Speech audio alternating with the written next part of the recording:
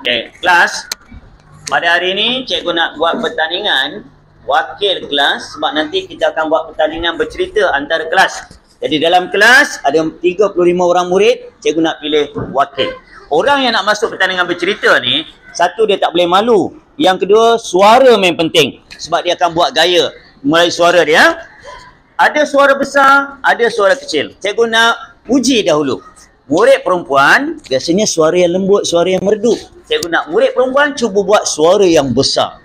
Dan murid lelaki biasanya terkenal dengan suara garau, suara kasar. Cikgu nak cuba murid lelaki buat suara kecil. Kita bagi lelaki dulu dialog, terpulang mereka nak buat apa dialog. Contoh, situasi kat rumah ke.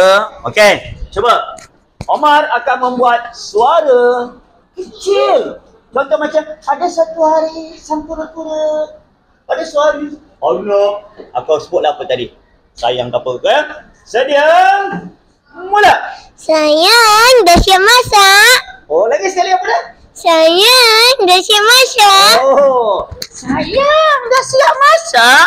Oh, dia tanya sayang siap masak kat rumah. Suami tanya isteri. Apa isteri jawab? Dengan suara yang besar. Okey, cuba.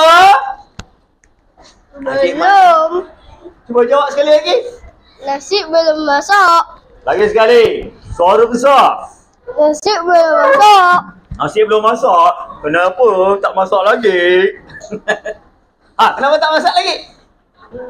Dia bagi malu. Okay dah. Bagi tepukan pada mereka.